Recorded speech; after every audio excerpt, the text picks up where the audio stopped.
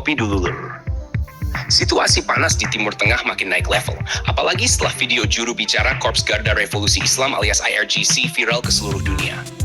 Dalam video itu, sosok Ibrahim Zulfakhari tampil santai, bahkan terkesan nyantai banget, main skateboard sambil minum minuman tradisional Iran, tapi di belakangnya, rudal lagi diluncurkan. Ini bukan sekadar gaya, tapi pesan psikologis yang kuat. Dan yang jadi sasaran sindiran jelas, Donald Trump dan sekutunya, termasuk Amerika Serikat serta Israel. Nah, sekarang kita bedah, ini bukan cuma video biasa. Ini bagian dari strategi perang modern, perang narasi. Iran sadar betul, perang hari ini gak cuma soal tank, jet tempur, atau rudal balistik, tapi juga soal persepsi. Ketika IRGC merilis video dengan ton santai tapi penuh sindiran, mereka sebenarnya lagi nunjukin satu hal. Kami gak tertekan, malah santai menghadapi ancaman. Ini kebalikannya dari narasi yang sebelumnya digaungkan oleh Donald Trump yang bilang bahwa kekuatan militer Iran sudah dihancurkan. Video ini seperti tamparan balik, tanpa harus perang langsung. Sekarang kita masuk ke sisi militernya. Kalau kita lihat di belakang video itu, ada peluncuran rudal. Ini bukan properti biasa. Iran selama bertahun-tahun memang membangun kekuatan rudal sebagai tulang punggung militernya.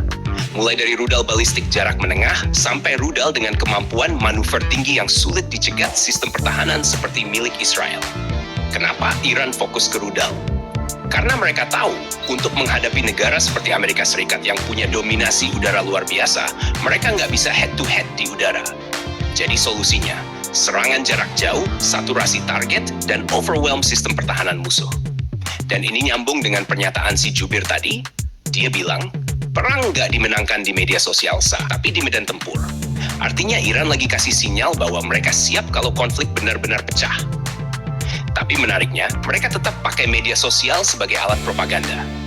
Ini paradoks, tapi justru disitulah kekuatannya. Iran main di dua sisi. Satu, bangun kekuatan militer nyata. Dua, bangun citra psikologis bahwa mereka nggak bisa dianggap remeh. Sekarang kita lihat dari sudut pandang Amerika Serikat AS selama ini mengandalkan superioritas teknologi, stealth jet, satelit, sistem pertahanan canggih. Tapi masalahnya, sistem secanggih apapun punya limit. Kalau diserang satu atau dua rudal, mungkin bisa dicegat. Tapi kalau puluhan bahkan ratusan rudal datang bersamaan, disitulah konsep swarm attack atau serangan saturasi jadi mimpi buruk. Dan Iran dikenal mengembangkan strategi ini. Sementara Israel punya sistem pertahanan berlapis, dari Iron Dome sampai Arrow, tetap aja sistem ini punya kapasitas terbatas. Kalau beban target terlalu banyak, pasti ada yang lolos. Nah, video IRGC ini sebenarnya kayak teaser bahwa mereka punya stok dan kesiapan untuk skenario seperti itu. Sekarang kita bahas sisi psikologinya lagi. Kenapa harus skateboard? Kenapa harus santai? Karena itu simbol. Simbol bahwa mereka nggak takut. Simbol bahwa mereka percaya diri. Dan simbol bahwa mereka ingin terlihat di atas angin. Ini bukan kebetulan. Ini dirancang. Dalam dunia militer modern, ini disebut psychological warfare. Bukan cuma bikin musuh takut, tapi juga bikin rakyat sendiri percaya bahwa negaranya kuat. Dan efeknya nyata, video ini viral, dibicarakan di mana-mana. Bahkan orang yang nggak ngerti militer pun jadi ikut nonton. Artinya, pesan mereka sampai. Sekarang pertanyaannya, apakah ini tanda Iran benar-benar siap perang besar? Jawabannya, belum tentu.